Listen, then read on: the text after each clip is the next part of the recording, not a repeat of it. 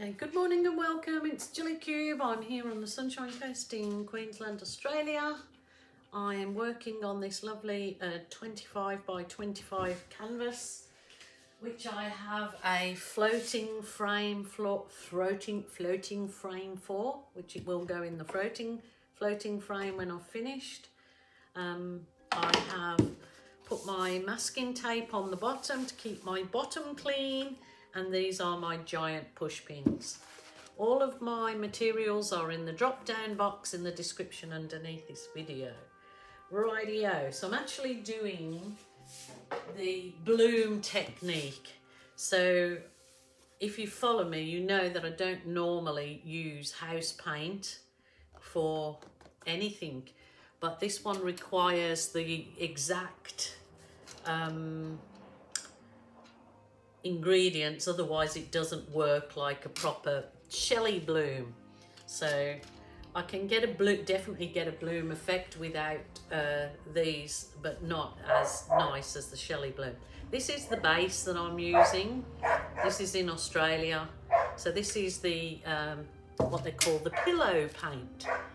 So I've got it in my container here, so I'm going to, it looks a bit thick. First of all, I think I'm going to, I don't know if they would normally do this, but I just want to pre-spread some of it over my canvas, so I don't, my theory is so I don't have so much trouble when I'm tilting, but I don't know if I'll spoil the overall effect by not having it just a great big load of paint and then tilted.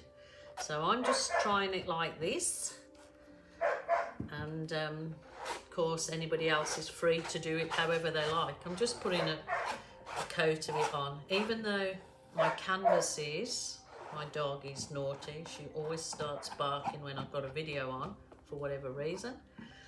There you go. So hopefully the theory is that this should spread then easier when I come to tilt, but I am going to add a few drops of water because it is very thick. Maybe it's supposed to be like this, but I just find it takes ages and ages to tilt when it's this thick. So I will put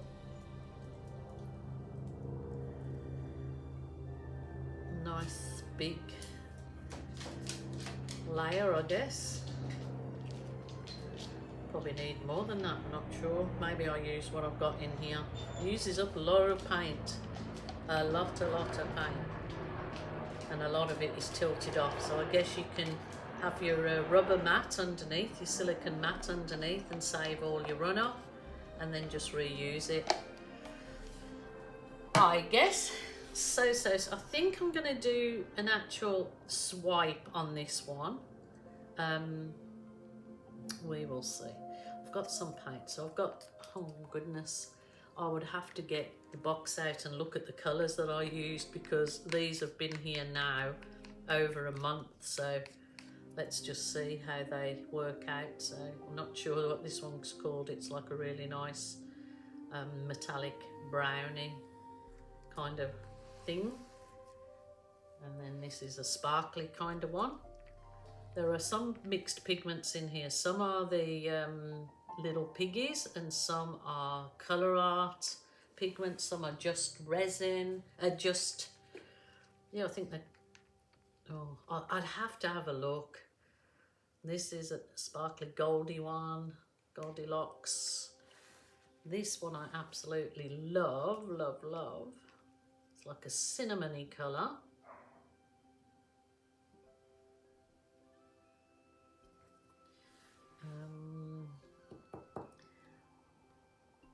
I have got this like sandy colour, but I know this wasn't a pigment, this was a paint, so I'm just hoping that I don't wreck it by putting that in. I'm going to put this lovely mermaidy green one in.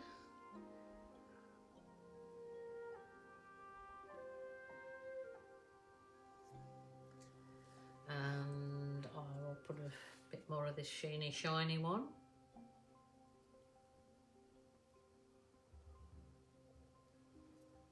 I'm not sure whether to blow this out or swipe it out. And then of course you have to put what they call is a cell activator, which I've got Amsterdam Black and Australian Floetrol. That's all. So I think the new recipe doesn't include Amsterdam Black any longer. Actually, I think I'm going to put it on my spatula rather than on my, I might use my wider spatula. I'll just grab a cloth because I always forget. Silly Jilly. Rightio. I'm going to use this wider spatula because I think I'm going to do a swipe. So I'm going to put my cell activator on the bottom of my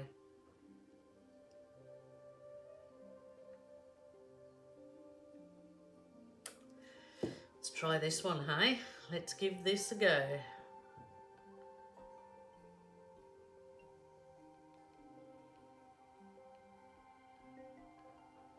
Oh my goodness. Looky, looky. Oh, look at that. I'm going to wipe it on this. I don't know if I'll get anything. Anyway, I'll go back down the other way with this. And wipe the rest of it on my little love heart here, which I do intend to doing something, but I'm just going to see if I can save the paint. And then I might use my smaller, if I can find it, smaller one to put some more on of the cell activator. And let's see if I can go over these areas. I'm gonna just keep wiping it off on my little MDF thing. Oh, look at that too.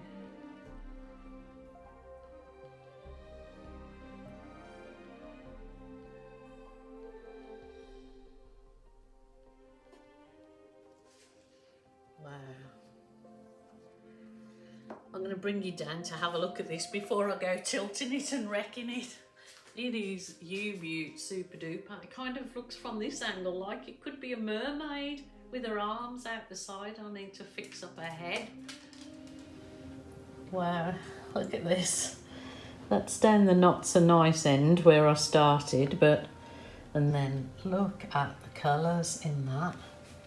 Oh, I'm getting a bit of reflection off my overhead lights. The colours in that, it's glistening with all that sparkle in it. That's really beautiful. Like I said, the other way around, it looks like a mermaid. I suppose you could swipe it in the shape of whatever you wanted, but there you go. I just wanted you to see that before I now tilt it out and see what we get or what we don't get. Hope I don't ruin it because I just love that, love that. So here we go for tilting it out. Now I'm really scared that I'm going to lose all the lovely cells in it. So, oh, I can see already I've got a googly bit floating there, so that skinny kind of stuff. Like I said, this paint was I've had it mixed. It has been in an airtight containers, but it's been mixed for a long time, over a month. So if I just do it nice and slow, maybe I can help preserve some of the nice bits, even though I do love the stretched out cells in this particular technique. I do love them when they stretch out. So maybe I'll have a bit of negative space either side. Might work nicely.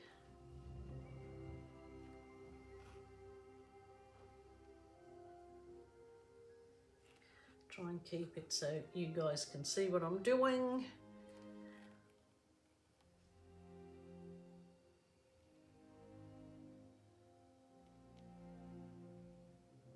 very slow to stretch because the paints in this Shelley Bloom technique are so much thicker than when I just do mine in ordinary acrylics.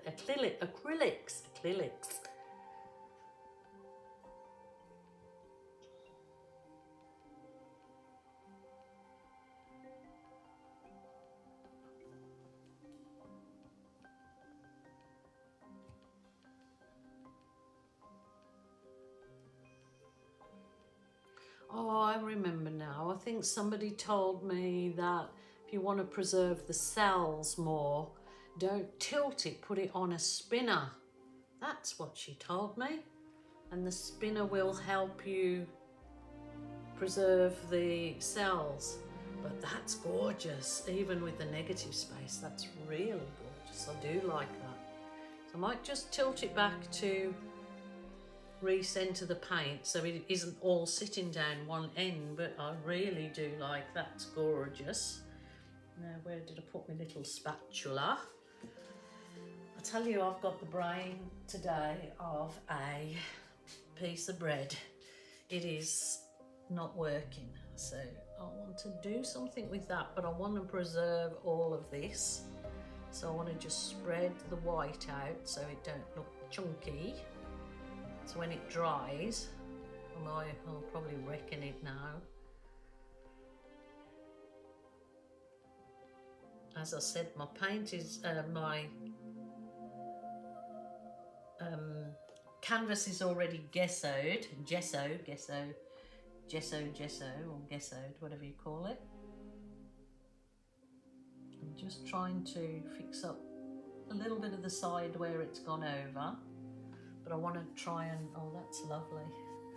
I think I am done. That is gorgeous. That will be well and truly looking beautiful resined. I will show you the one that I've resined. Quick.